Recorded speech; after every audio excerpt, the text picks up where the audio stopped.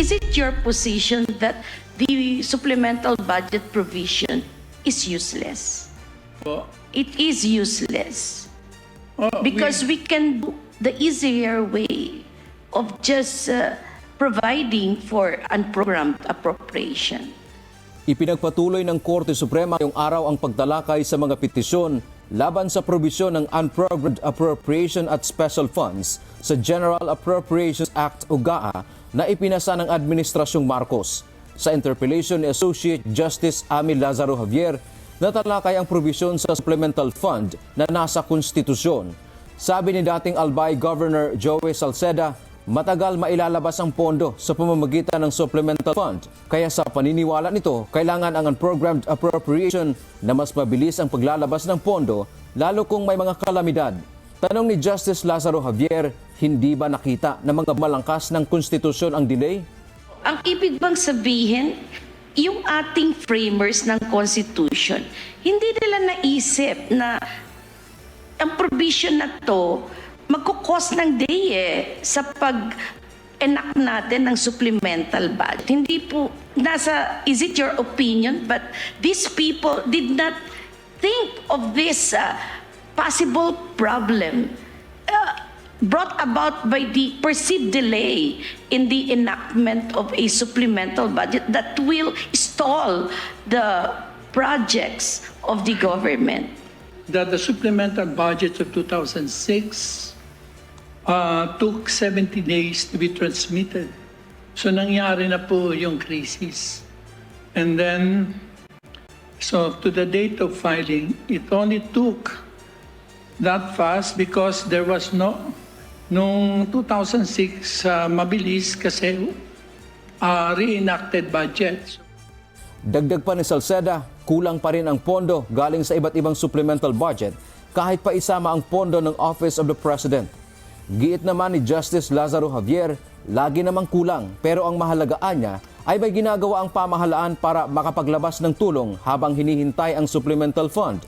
Kahit mag-supplemental budget ay kulang pa rin. It's not enough. It's just that we can start our rehab, we can start helping out the victims for their food, for their shelter. In the meantime that we're going through the supplemental budget. And I cannot imagine the Congress not heeding the advice of the President for an emergency measure to be immediately enacted. There are angels in Congress. Angels in But, Congress. ma'am, it took the lowest is 70 days before the government was able to use the supplemental budget. It took 135 days in 20 for Yolanda, for Typhoon Labuyo. Binigyang diin ni Justice Lazaro Javier, mayroon kasing safeguards ang supplemental budget na nakasaad sa konstitusyon. Kasi may mga guardrails ang supplemental budget under the Constitution that are not found in the appropriations of unprogrammed funds. Umiiwas ba tayo? Hindi po. Katulad ng Riming, nung halos buong Albay ay nawasak. Hindi mo makukuha sa supplemental yun. Okay, sir. Pwede bang kunin sa contingency fund ng governor? Kulang po. Kulang. Sama na natin yung sa presidente. Kulang pa rin?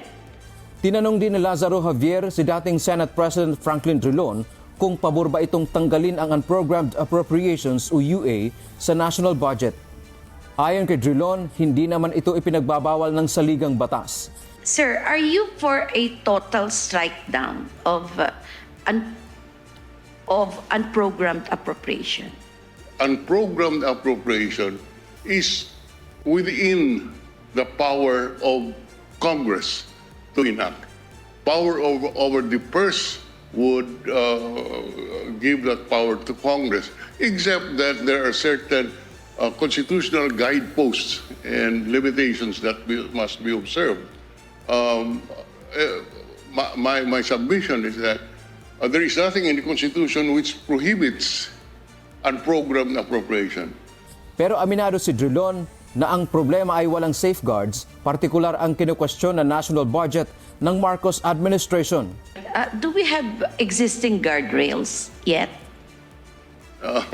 Not in this particular case because an appropriated, programmed appropriations, to my understanding and my knowledge, this is a case of first impression. Salungat naman dito ang pananaw ni Professor Winnie Monsod. Anya, dapat tuluyang alisin ang UA sa GAA. Bagamat hindi anya ito pork barrel, nagagamit na rin sa ganoong layunin. Pero aminado din si Monsod na bagamat alisin ang unprogrammed appropriations, mayroon pa rin itong kapalit. Is it your position that the total removal of the appropriations, unprogrammed appropriations, will serve as a ghostbuster? Certainly, but I do not. A buster of ghost projects? No. Knowing the initiative of our congressmen and apparently our senators, they will find something else. It is always going to be a game of we'll catch you, we'll stop you, you'll start again. Unfortunately, It's that's not what I a think game it is. of It's not catch me if you can. for them, yes. And it is the Supreme Court that will have to catch them all the time. I'm sorry to say. Una nang idiniklara ng Korte Suprema na labag sa konstitusyon ang pork barrel dahil sa probisyon kung saan sinaklawan ng Kongreso ang ehekutibo pagdating sa paggasta ng pondo. Dante Amento, humahataw sa balita ngayon.